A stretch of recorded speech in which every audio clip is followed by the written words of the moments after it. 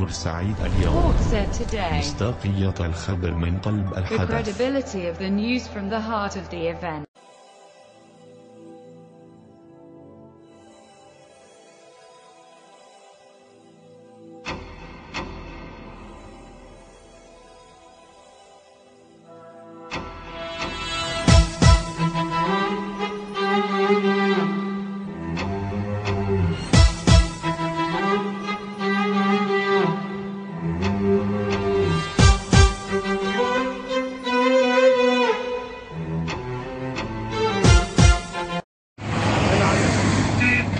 صاحب البلاغ اللي اجى في الجريده المسائيه.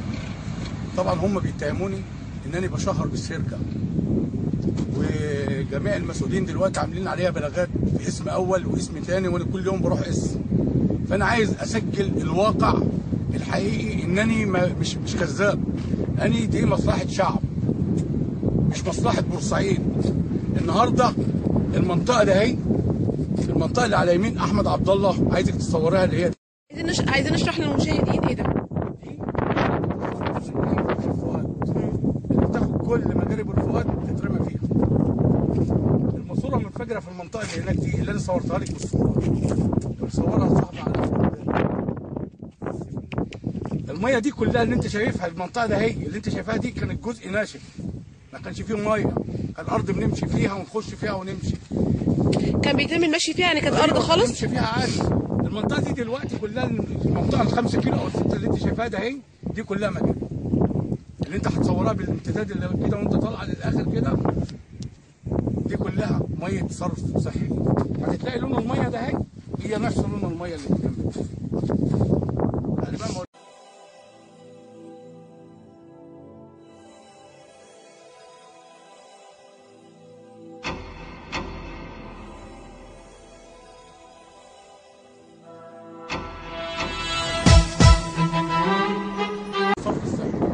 اللي انت ممكن تصوريها من بعيد، اللي هي في اخر اللي فيها الدوران اللي هناك ده، دي حصل انفجار ماسوره فيها.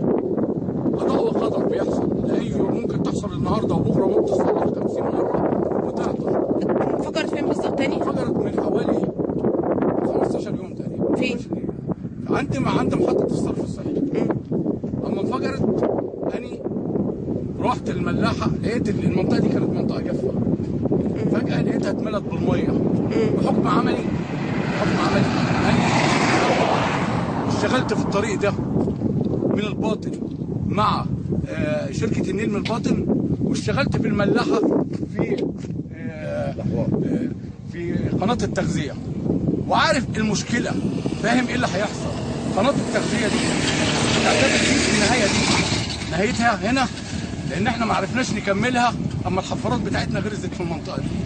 انا مقاول اشتغلت في الطريق واشتغلت في الملاحه مع شركه النيل من الباطن، واشتغلت في الملاحه مقاول فيها. عملت قناه التغذيه اللي انت بتصوريها دي. نهايه القناه دي ما عادش ليها هنا جدار حمايه يوصل للنهايه، عشان كده الميه ممكن تتسرب. بقت الحته دي مفتوحه مع يمين الطريق. الطريق ده معمول بدبش حجري كتل كبيره من تحت، لانه مفحور على مساحه حوالي 1.60 متر مثلا. المتر و60 سم دول عباره حطوا فيهم كتل من الحجر، ممكن يعدي منها الميه من خلال الحجر زي فلتر، يعدي من يمين الطريق لشمال الطريق. دي حاجه معروفه. فانا بصيت وانا بسد جزء كده، لقيت الميه انخفضت، عرفت ان في تسريب في اخر الطريق. فرحت للمسؤولين في الملاحه وقلت لهم دلوقتي في عندكم مجاري داخله، لان في ماسوره بتضرب دايما والجزء وبتعدي على ايه، على جنب الطريق، على الجنب بتاع الملاحه. طبعا اجوا معايا وشافوا الوضع وعينوه وشافوا الماسوره وهي عامله شلال ميه، وشافوا الانفجار بتاع الماسوره. كل ده وريته لهم. قلت لهم الموضوع ده ناخد حل، عشان في حياه مواطنين، في ناس غلابه ممكن تتضر من المجاري دي. انا ببلغ عشان ايه؟ اذا كان في حاجه انا ممكن اعملها معاهم، سواء فلوس من غير فلوس، نعملها عشان نتفادى ايه، لان مش. طب انا بس عايز اعرف المده زي يعني حضرتك قدمت لهم وقلت لهم الكلام ده امتى؟ من 15 يوم. 15 يوم. 15 يوم. وطبعا هم راحوا قعدوا مع بعض في الملاحه، قلت هيقولوا بقى للقرار الاساسي اللي هيجي لهم من الاسكندريه، من شركه الماكس الاسكندريه، وياخدوا ايه اجراءات ايه حمائيه للمنطقه، سواء ان هي القناه دي تتمد وتتاخد للاخر، او ان هم ايه ياخدوا اي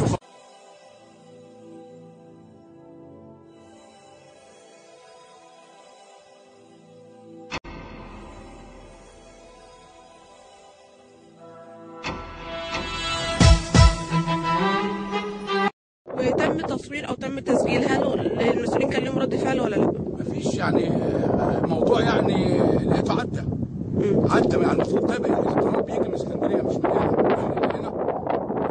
ما فيش قرار لازم يكون من الاساس بتاعه من الرئيس. فطبعا هم تجاهلوا الموضوع. بدات انا قلت لهم اصعد الموضوع، قالوا لي بلاش، قلت لهم علني، قالوا لي لا انت صاحب مصلحه معانا وانت ابن الملاحه. قلت لهم الكلام ده ما يهمنيش طالما في حياه مواطنين وفي، انا بقول لكم في مجاري، وانا على استعداد اساهم معاكم في اعمال الوضع ده سهل، حتى لو هندخل ردم عادي يعني. طبعا كميه الميه بقت تزداد، اللي انت شايفاها بالجنب اليمين دي كلها مجاري، اللي هي دي المنطقه دي كانت ناشفه من شهر. جميع الناس اللي ماشيه عايزين ناكد عليه تاني، المنطقه دي كانت ناشفه من شهر؟ ناشفه. جميع الناس اللي بتروح شرق التفريعه من الشعب العادي عارف ان المنطقه اليمين ده هي كانت منطقه ناشفه ما كانش فيها ميه. الميه دي كلها ميه مجاري، كلها ميه مجاري. لو اخدت التحليل من اليمين والشمال هتطلع الميه اللي هنا هي اللي هنا، وهتلاقي ان الكميه الخضراء دي ما كانتش موجوده قبل كده بالوضع ده. الكميه الخضراء دي بتزداد مع كتر التسريب كل ما بقترب من ايه؟ من محطه الصرف الصحي. يعني انت لو صورت يعني احنا عايزين نعرف الخضار اللي قدامنا دوت. الخضار هنا قليل مع بدايه التغذيه، مع بدايه التغذيه. اخدت بالك؟ دي هنا منطقه التغذيه الميه الحلوه، فيبدا الخضار هنا يقل. هتيجي تبص تلاقي في الاخر كده لو انت صورت هتلاقي الخضار بيزيد كمياته. الخضار ده نتيجه طحالب بتنمو على ما كانش الموضوع ده موجود. فاني طبعا انا خايف. يعني الطحالب دي ما كانتش موجوده طبعا من 15 يوم مثلا. ما كانتش بالكميه يعني لازم التسريب شغال. طبعا بتلاقي الميه هنا اهو بتنزل من تحت الطريق والمساحه بتزداد. لو انت صورت كده هناك اهو هتلاقي كميته بتزداد مع من محطه الصرف الصحي. طبعا انا نزلت الكلام ده في الجريده وصوروا الاستاذ علي عبد الباري ونزل في الجريده المسائيه. بداوا يقولوا ان الموضوع ده انا بشهر لهم. النهارده انا امبارح باسم اول معمول لي بلاغ، النهارده معمول بلاغ فيا في اسم تاني. طب احنا عايزين يتم تشهير بالشركه. رحت طبعا النيابه وريتهم الصور بتاع اللي صورها الصحفي 1 2 3 صور، وريتهم المستندات التصوير بتاع الشلال المجاري اللي هي الصوره دي. عايزين نفهم من حضرتك ايه الصوره اللي حضرتك ماسكها دي؟ الصوره دي بتبين لك الميه وهي بتجري من الماسوره انحدار شلال سريع اتجاه الارض المفتوحه على يمين طريق احمد عبد الله، على يمين احمد عبد الله واحنا رايحين، اللي هو الطريق الموازي لقناه التغذيه بتاع الملاحه اللي بتعدي من الميه من اليمين من تحت الطريق الحجري الفلتر وتعدي في الشمال. هتلاقي الميه اللي لونها هنا اسود هي الميه اللي هنا لونها اسود. يعني الميه السوداء دي والميه السوداء دي كلها مجاري؟ دي مجاري. وطبعا هي مش هتبان، هم بياخدوا تحليلات اما بييجوا يعملوا البيئه ما بيحللوش من مناطق التلوث، بياخدوا من مناطق الاحواض البعيده اللي فيها ما فيش فيها تلوث عشان يدونوني وابقى انا مدان. اللي هي تكون الميه الصرف الصحي فيها انتهت توصلها، اللي هي بعيده عن مناطق التلوث في الاخر. فانا طلبت النيابه بعمل فحوص للميه، تحليل الميه اللي على يمين الطريق وشمال الطريق واخذ عينات منها، واللون بتاعها تلاقي الميه ماشيه اهي هنا. هديك في الجزء اللي في الاخر هديك صوره هتشوفي الدبان واقف على حته منها.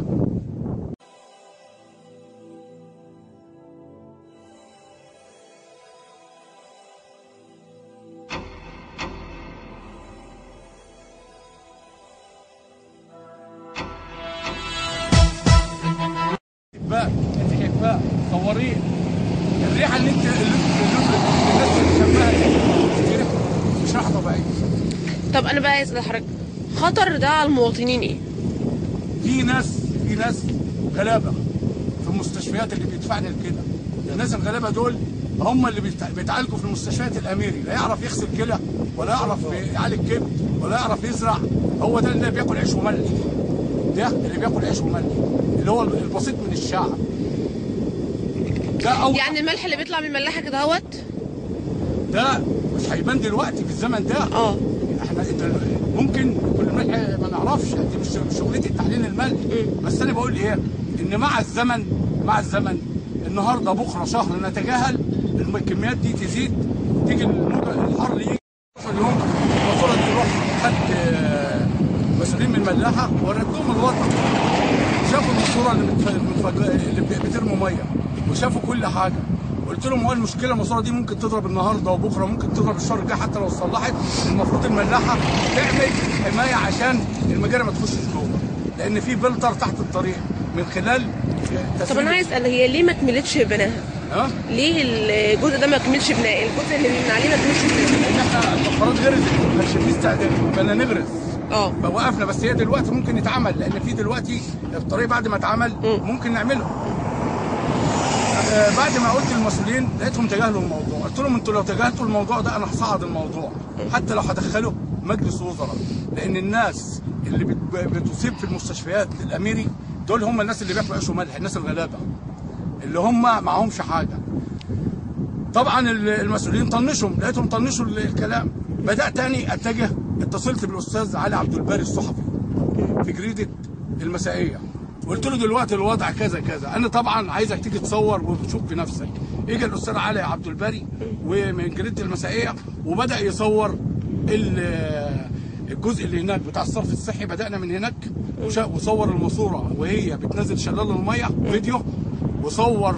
طب احنا ممكن نصور ده مع حضرتك برضو؟ اهو بقول لك اهي الصرف الصحي. كيلو ونص او 2 كيلو على مكان تلوث؟ تبدا بقى دي احواض بحيره التركيز. دي بحيره التركيز مش هتتلاقي فيها ولا طحالب ولا هتتلاقي فيها اي بكتيريا، لان المجاري على ما توصل هنا هتاخد وقت، وده اللي انا خايف منه. ان مع الوقت ومع الحر الكميه اللي هنا بتنزل هنا في الصيف، ومع الصيف بقى هتبدا في الدوره الجايه بتاعه الصيف الملح يحصل له المشكله، فاحنا عايزين نلحق.